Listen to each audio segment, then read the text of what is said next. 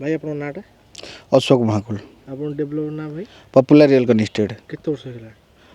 आगो 10 इयर्स एबो हेलानी आज जो प्रोजेक्ट आपन लोक मान देखिया पई जाउ सुन प्रोजेक्ट नाटा कोन अछि एटा हमर वसुधा नगर आ लोकेशन रहउची कटक रु सालेपुर गलाळ मेन रोड रे पदमपुर मेडिकल बाजार राइट साइड रे हाफ किलोमीटर रु आरंभ 500 मीटर रु 500 मीटर प्रोजेक्ट स्टार्ट होची केते वर्ष होलानी प्रोजेक्ट एटा प्रोजेक्ट एटा जस्ट 1-2 इयर्स होची केते बड़ एरिया रखछन एटा 30 एकड़ अछि हमर आ माने गोटी प्रोजेक्ट ना केतेरा कोन तीनटा लेन अछि लेन 1 लेन 2 लेन 3 वसुधा नगर आज्ञा आ हमर कहबा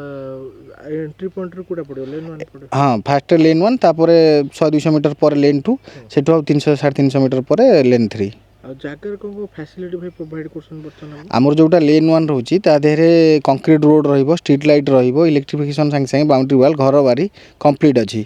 माने नेबे तो संग संग घर करिवे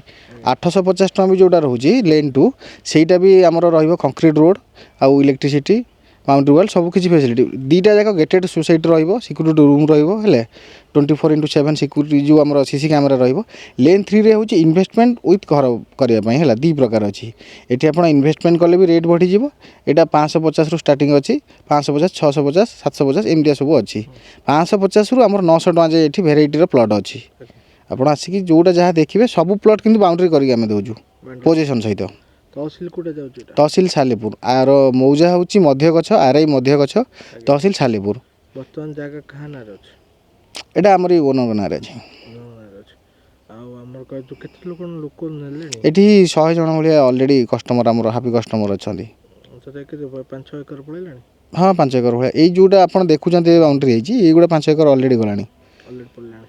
आ लोकन केते खुशी असन भाई टू प्लॉट नै बहुत खुशी एटा 450 टका रु स्टार्टिंग हेतिला को एरिया लोक नैसन आपण देखिथिबे सेठी जने 15 गुण नै कि बड़ 26000 स्क्वायर फुट नै कि सेटो गछ गछ लगाइचंदी घर भी गलेनी सेठी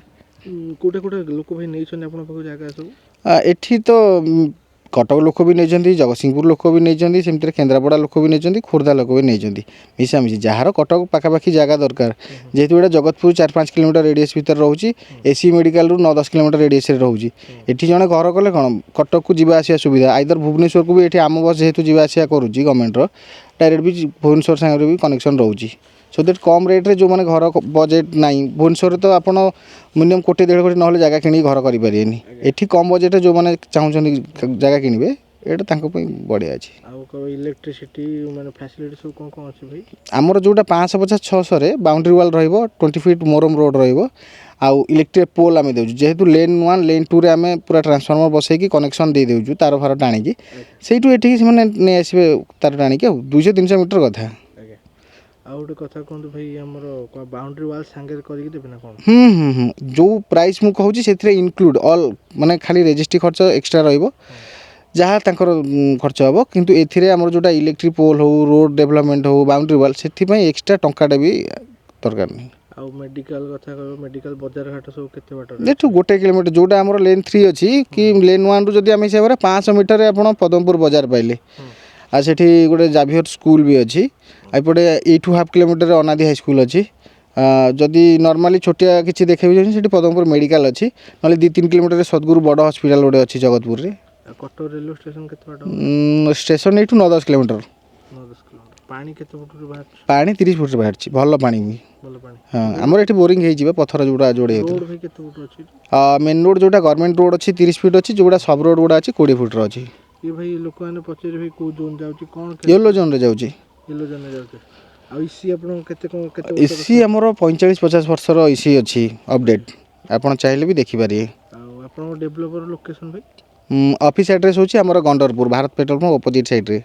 आउ हमर को भीतर गोटे जगह किणुची आपण घर वसुधनगर केते दिन भीतर घर कर परियो लेन 1 रे नेले संगे संगे करबे जो दिन रेस्टी करे से दिन तो बाली सीमेंट पके घर करबे हम पोजीशन दे देबु लाइन फाइन सब एबे प्रोवाइड कर दोजु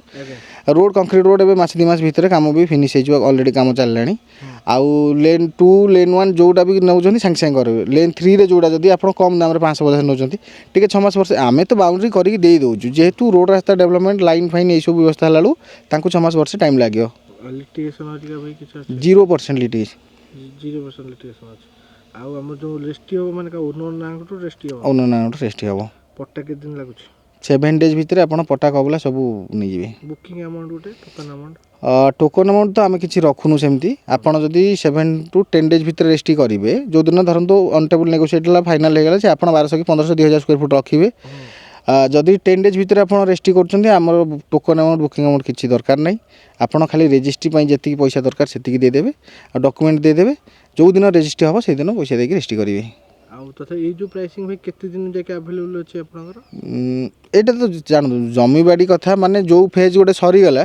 ଏବେ ଧରନ୍ତୁ ମାସେ ଭିତରେ ଆମର 30-40ଟା ପ୍ଲଟ୍ ସରିଗଲା 3-4 ଏକର, ପୁଣି ଯେଉଁ ନୂଆ ଜମି ଆସୁଛି ସେ ରେଟ୍ ବଢ଼ିକି ଆସୁଛି ହେଲା। ଜମିଟା ସେଇ ହିସାବରେ ଆଉ 50-100 ଟଙ୍କା, ଏଇଟା ମାସେ ଭିତରେ ଏଇ ରେଟ୍ ରହିବ। ମାସେ ଭିତରେ ଜାନୁଆରୀ ଫେବୃଆରୀ ମାସ ଯାକେ ନାଇଁ। ଆଉ ଆମର କହିବା ଭାଇ ତଥାପି 6-7 ମାସ ପରେ ଡେଭଲପ୍ ହେଇଯାଇଥିବ ଏଇଟା 100%। ଆପଣ ଏବେ ଆସିଛନ୍ତି, ମୁଁ ଆଉ 6 ମାସ ପରେ ଆପଣଙ୍କୁ ଡାକିବି, ଲେନ୍ 1ରେ ଘର ହେଇଥିବ। ଘର ହେଇଥିବ। ଆଉ ଦର୍ଶକ ବନ୍ଧୁମାନଙ୍କୁ କ'ଣ କହିବାକୁ ଚାହୁଁଛନ୍ତି 2026ରେ ଆପଣଙ୍କ ଏଇ ଯେଉଁ ପ୍ଲଟିଂ ପ୍ରୋଜେକ୍ଟ ଲୋକ ଯଦି ନେଉଛନ୍ତି କେତେ ଲାଭବାନ ହେବେ? ଆମର ବହୁତ ଗୁଡ଼ିଏ ଚ୍ୟାନେଲ୍ ଭିଡ଼ିଓ ବି ପଡ଼ିଥିଲା, ଲୋକ ସେଇଥିରୁ ବି ଆସିକି ଦେଖିକି ନେଇଛନ୍ତି। ଆଉ ମୁଁ ତ କହିବି ଆପଣଙ୍କର ଚ୍ୟାନେଲ୍ରେ ଯେ ଦେଖିକି ଆସିବ ଟିକେ ଏକ୍ସଟ୍ରା କିଛି ନେଗୋସିଏଟ୍ ରହିବ। ନମସ୍କାର, ଜୟ ଜଗନ୍ନାଥ।